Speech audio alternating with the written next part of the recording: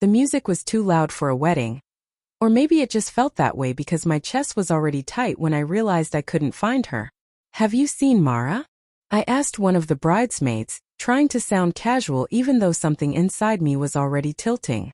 She shrugged, distracted, her eyes flicking toward the dance floor where two guys were doing some half-drunk choreography. "She was here a minute ago." A minute ago. That was an hour earlier. I stepped out of the reception hall, the sudden quiet of the corridor almost unsettling. My breathing echoed in the emptiness. I checked my phone again, no new messages. The last one from her was a short "be there soon," sent 90 minutes earlier. My thumb hovered over her name, but calling her felt like admitting something was wrong. Instead, I walked the hall, checking doorways like she might just materialize out of the shadows with a laugh and some harmless explanation. But each empty corner only made the question pound harder in my head. Where is she? When I finally found her, it wasn't where I expected. She came out of a side room near the gardens, her hair slightly disheveled, cheeks flushed like she'd been running or something else. When she saw me, her expression hardened instantly. "What are you doing here?" she snapped. I blinked. "I was looking for you. You've been gone for 2 hours. Her jaw tightened. "So? I'm allowed to talk to my friends without reporting back to you every 5 minutes. "That's not what are you okay? You didn't answer my texts." She scoffed, brushing past me. "I didn't know you owned me." The word "owned" hit me like a slap. Not because of the accusation, but because of the hostility beneath it. This wasn't irritation. This wasn't stress. This was a wall hastily built, hiding something she didn't want me to see. "Mara," I said quietly, "I'm not trying to control you. I was worried." She paused then, her shoulders lifting with a shallow breath, but she didn't turn around. After a second she whispered, "Let's just go back inside." But she didn't take my hand when we did. That was the first crack, the one my mind couldn't plaster over no matter how much I tried.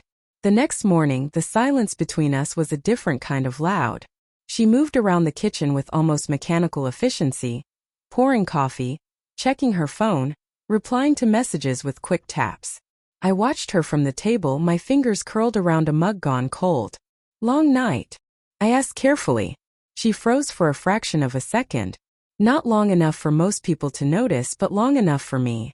"It was a wedding," she said lightly. "Everyone was tired.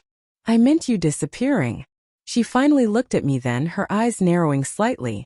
"Are you still on that?" "I didn't start anything," I said. "You came back angry." "I wasn't angry. You told me I didn't own you." She let out a sharp breath.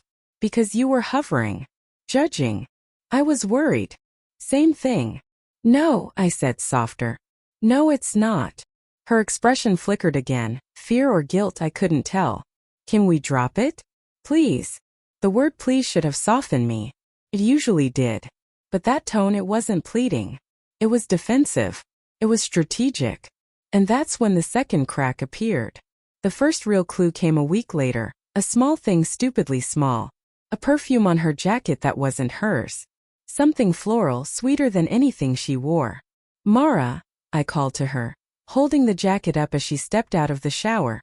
Drops of water slid down her shoulders as she reached for a towel. "What? This smells different." She approached, sniffed it quickly, shrugged. "Probably from one of the girls at the wedding. They hugged me all night." Maybe. Probably.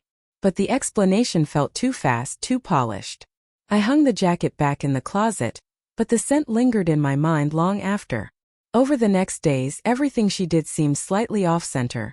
Her laugh a little too forced, her explanations a little too vague, her distance a little too measured. She stayed late at work more often. She locked her phone now, something she hadn't bothered with before. When she got a message, she'd tilt the screen away from me, just subtly enough that she could deny it if I mentioned it. Every change was small, but small things build into something heavy. One night, her phone buzzed while she was in the shower. I didn't touch it. I just stared at it, glowing face down on the bedside table like a wound pulsing with light. When she came out, wrapped in a towel, she snatched it up so quickly that I didn't even have time to pretend I wasn't looking. Her fingers trembled as she checked the screen. Barely, but they trembled. "Everything okay?" I asked. She hesitated. "Just work stuff." She put the phone face down again and climbed into bed, turning away from me. Mara, I whispered into the dark. Are we okay? She didn't answer. Her breathing eventually steadied into sleep, but mine didn't.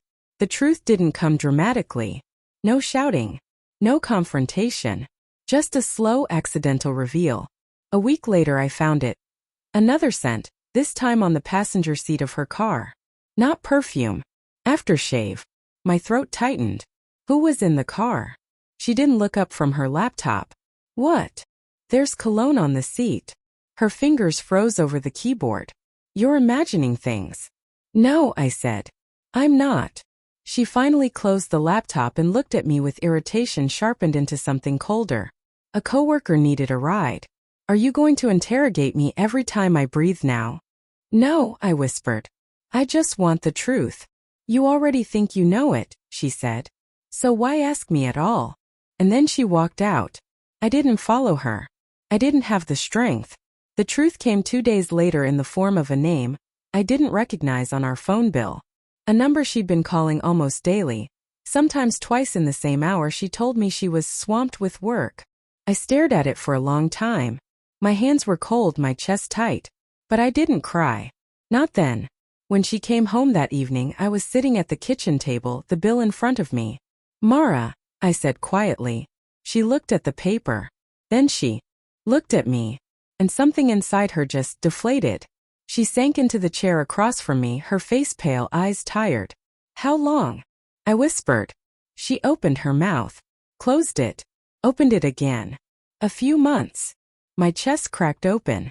A few months, I repeated, my voice barely a sound. While we were trying to fix things. While you were telling me we were okay. I didn't plan it, she said, tears welling.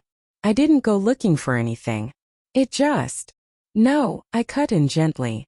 Things don't just happen for months. She flinched. Silence stretched between us, heavy and suffocating. Did you love him? I asked finally. She broke then, sobs shaking her shoulders, hands covering her face. I don't know, she choked out. I don't know what I felt. I felt seen. I felt wanted. I stared at the woman I'd loved for years, the woman I thought I knew, and realized I didn't recognize her at all. And me. I whispered. Did you ever consider what this would do to me? Her tears didn't stop. Every day. Then why didn't you stop? She had no answer. The end wasn't dramatic. It wasn't loud. It was quiet. Quiet like a final breath. Quiet like a door closing softly behind you. I packed a bag that night. She didn't stop me. She just stood in the doorway, gripping the frame like it was the only thing holding her up. Please, she whispered. Don't leave like this. I don't know how else to leave, I said. Her tears fell silently. Mine didn't come until I reached the car. And when they did, they weren't angry. They were grieving. Grieving the love I thought we had. Grieving the trust we'd built and she'd broken. Grieving the version of her I'd been holding on to long after she'd stopped being that person. As I drove away, the wedding flashed in my mind. The moment she emerged from that side room, flushed and defensive, already slipping away from me. That was the moment I lost her. I just hadn't realized it yet. The ache stayed with me long after the house disappeared in the rearview. It still hasn't let go completely. Maybe it never will.